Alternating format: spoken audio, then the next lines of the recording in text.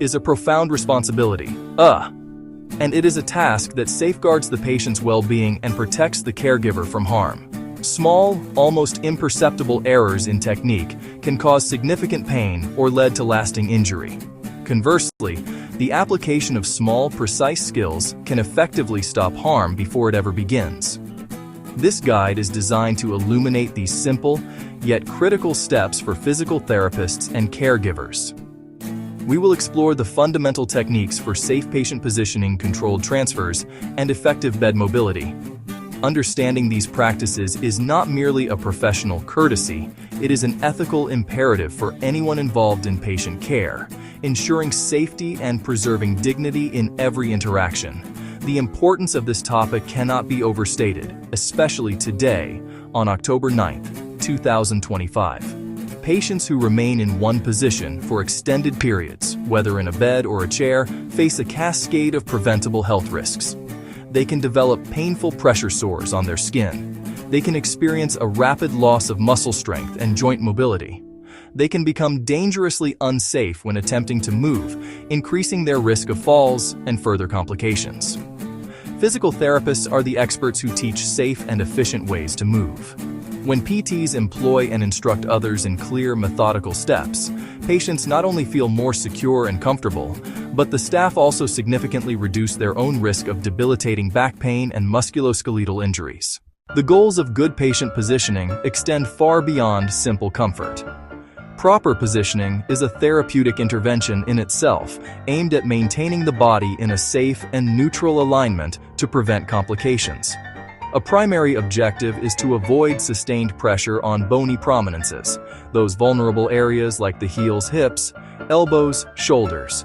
Good positioning also plays a critical role in making breathing easier, especially for patients with respiratory conditions.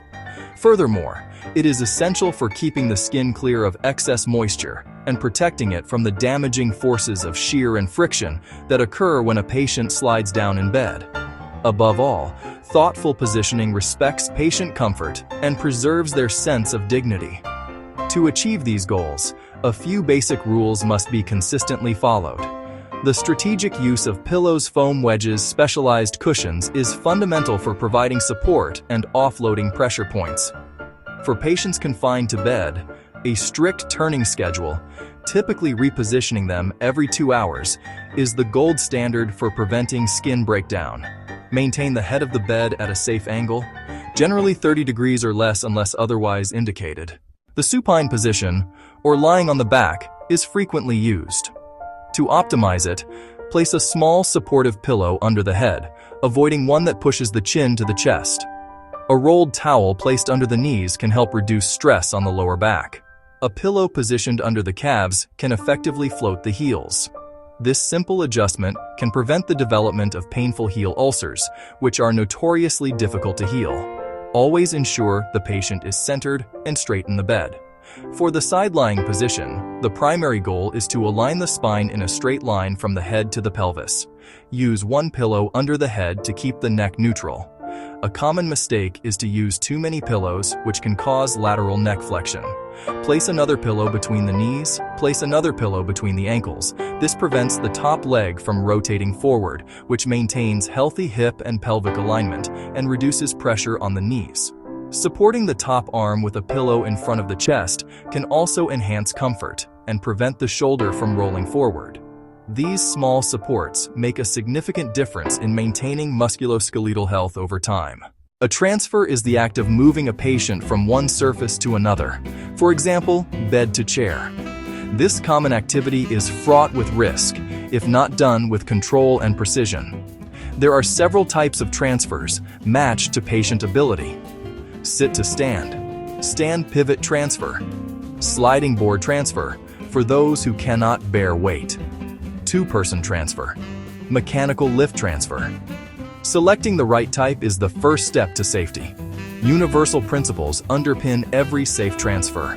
First, plan the move thoroughly, clear the path, set up the environment, communicate the steps out loud to the patient and any assistants. Second, use proper body mechanics. Bend at the hips and knees, not the waist. Maintain a wide base of support. Third, keep the load, the patient, as close to your body as possible. That proximity dramatically reduces spinal forces. Use appropriate equipment. It's wise, not weak. Use them whenever the patient's ability is in question. Finally, lock the brakes on all wheeled equipment. An unsecured surface can move unexpectedly and cause a fall. Let's break down the mechanics of the most common transfers into clear, sequential steps. The sit-to-stand transfer is a fundamental movement. First, have the patient move forward to the edge. Feet flat on the floor. Feet positioned directly under the hips. Feet about shoulder width apart. Lean the trunk forward. Bring the nose over the toes. That forward lean shifts the center of mass over the feet. It makes the upward push more efficient. Push powerfully through the legs. Stand up. Use a gait belt if there's any concern about balance or strength. Position the target surface at about a 45-degree angle. Lock all wheels. Remove obstacles like armrests or leg rests if safe. Assist the patient to standing. Once standing, instruct them to pivot on their feet. Do not twist the back. As the caregiver, pivot with them, moving your feet in small steps. Once their back is facing the chair, lower them slowly.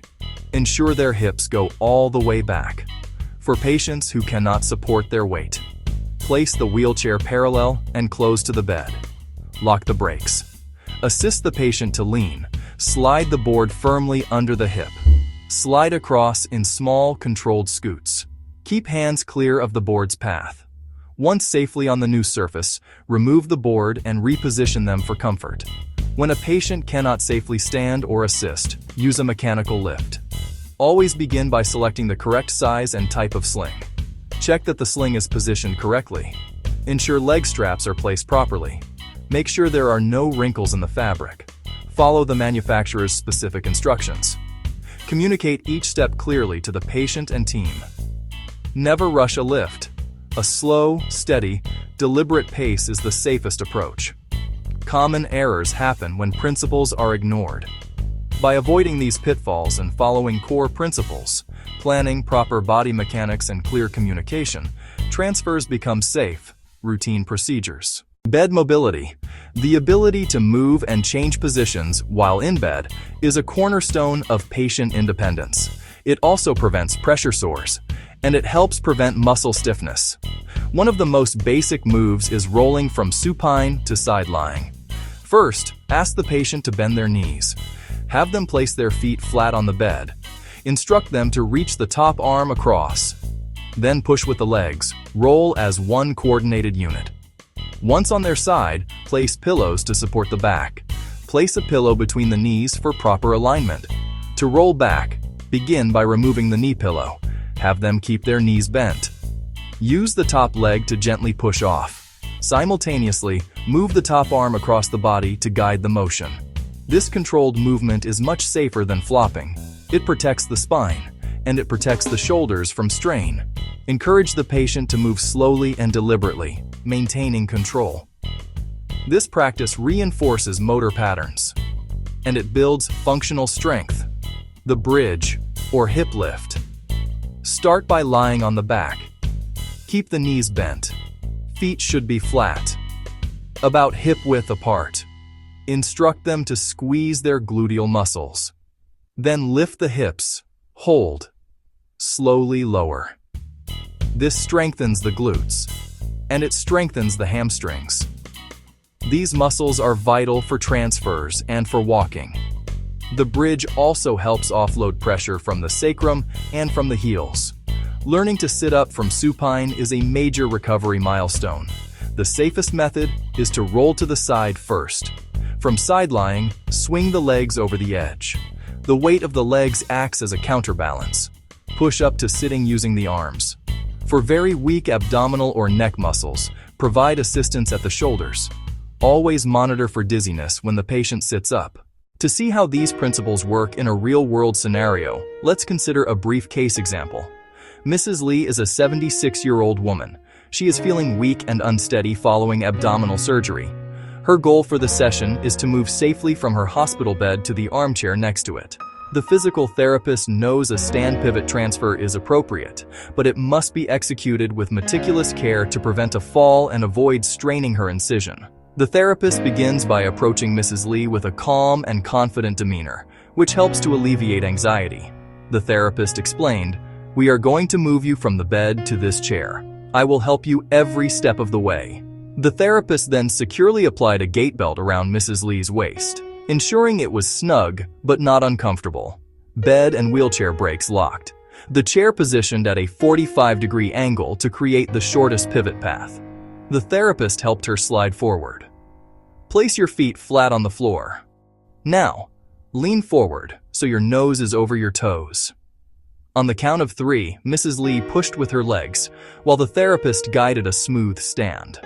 The therapist instructed, "Turn your feet, don't twist," as they pivoted together. The therapist blocked the knees. Once legs touched the chair, Mrs. Lee reached back, and they performed a slow, controlled descent. Hips positioned all the way back, a pillow added for support, comfort confirmed.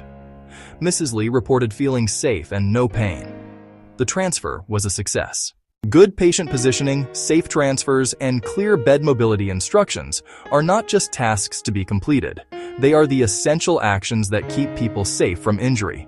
The foundation of this safety rests on simple, consistently applied rules. Always use the proper equipment when a task exceeds your or the patient's physical capacity. Openly and clearly communicate with the patient before, during, and after every movement. Consistent practice of rolling, bridging, standing, and pivoting builds confidence and competence. Use this mental checklist before leaving the patient's side. Did I explain the plan clearly to the patient? Did I check and lock all brakes and relevant locks on the equipment? Did I use a gait belt or other appropriate assistive device for safety? Did I ensure the patient's feet and hips were positioned correctly for optimal mechanics? Did I use good body mechanics myself, bending my knees and keeping my back straight? Did I ask the patient to help as much as they were able? Did I move slowly and deliberately, watching for any signs of pain or distress? Did I finish with the patient positioned comfortably, appropriately covered, and with the call bell within reach? Safe care begins with clear plans, calm actions, and a disciplined approach to the fundamentals, always with dignity and consent at the center.